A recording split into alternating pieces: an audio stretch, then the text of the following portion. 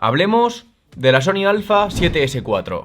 Muy buenas a todos, yo soy Javi, creador de contenido, también soy videógrafo profesional, me dedico a trabajar con las cámaras y vengo utilizando la Sony Alpha 7S3. Me la compré prácticamente desde el momento en el que salió, me la compré en 2020, es decir, ya tiene 4 años. He utilizado la Sony Alpha 7S3 para hacer todos mis vídeos de YouTube, también para producciones, para hacer vídeos de boda, y hoy te voy a contar cómo debería ser para mí la Sony Alpha 7S4. Y es simplemente cuestión de tiempo que Sony lance la renovación de esta Sony Alpha 7S. Un momento, vamos a hacer dos cosas. Lo primero, quiero saber tu opinión, quiero que me dejes ahí abajo en los comentarios cómo quieres que sea esta Sony Alpha 7S4. Y lo segundo, súper importante, dale ahí bien fuerte al botón de suscribirte y a la campanita.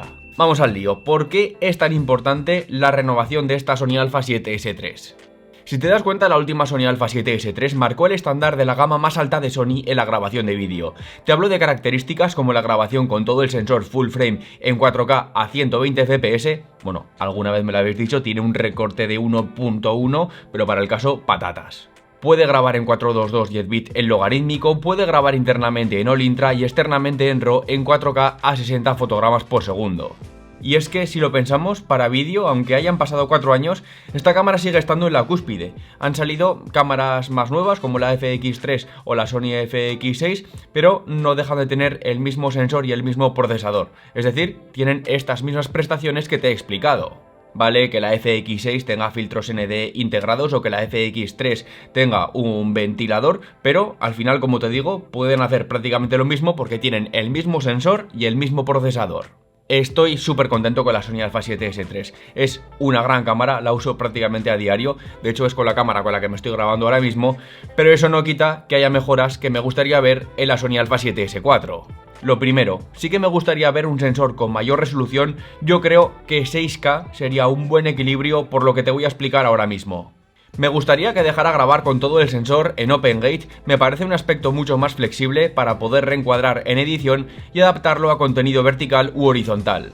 Además, grabando en 3:2, que son las proporciones de los sensores full frame, también podríamos adaptar mucho mejor los objetivos anamórficos. El 6K y el OpenGate son características que me encantaría ver en la Sony Alpha 7S4, pero a mí, por lo que más me afecta al tema de la resolución actualmente la Sony Alpha 7S3 es por el hecho de que no puedo grabar en 4K en Super 35mm, es decir, no puedo grabar en APS-C en esta resolución. Date cuenta que al final la Sony Alpha 7S3 tiene una resolución de 12 megapíxeles, o sea, justo para poder grabar en 4K en full frame, que lo hace con una gran calidad, pero pudiéndolo hacer en Super 35mm ganaríamos muchísima más flexibilidad. Es que esto, sin ir más lejos, lo puede hacer la Sony Alpha 7 IV, que aunque no sea una cámara orientada a la grabación de vídeo como la S3, como tiene una resolución de 33 megapíxeles, como te digo, lo puede hacer sin problemas. Y esto al final nos da mucha más flexibilidad con las ópticas, porque un 24-70 en un sensor full frame vendría a ser un 24-105mm en el tope de la distancia focal utilizando un sensor Super 35mm. Y es verdad que, por ejemplo, un 24-70 f2.8 full frame que se convierte en un 105mm en Super 35mm no es lo mismo que directamente un 105mm en full frame f2.8 en cuanto a profundidad de campo, pero sí en cuanto a luminosidad. Por lo que te digo, esto abre un abanico muy potente en cuanto a posibilidades. Es una característica que utilizo mucho la Sony Alpha 7 IV y que de verdad me gustaría ver en la siguiente cámara de la Sony Alpha 7S. Para que me entiendas más o menos, en 70mm f2.8 en Super 35mm, en cuanto a profundidad de campo, seríamos como un 105 f4 más o menos, pero es que en cuanto a luminosidad, como te digo, seguimos teniendo f2.8, de verdad. Es que esto es súper práctico. Para conseguir esto habría que doblar prácticamente la resolución con respecto a la versión anterior. Tendríamos que pasar a un sensor de 20 o 24 megapíxeles para conseguir esta resolución 6K. Soy consciente de que esto afectaría al final a la gestión de la ISO y del ruido, pero es que también han pasado 4 años, o sea, en este tiempo han avanzado mucho las cosas. Seguro que se puede conseguir un sensor con esta resolución y que rinda bien en condiciones de poca iluminación. Por ejemplo, la Sony Alpha 7 IV, que salió después, tiene un sensor de 33 megapíxeles, rinde muy bien en condiciones de poca iluminación. La Sony Alpha 1, que tiene 50 también, así que yo creo que es muy posible. Para mí esto sería lo más importante. Honestamente, creo que a día de hoy no es necesaria una resolución mayor a 4K.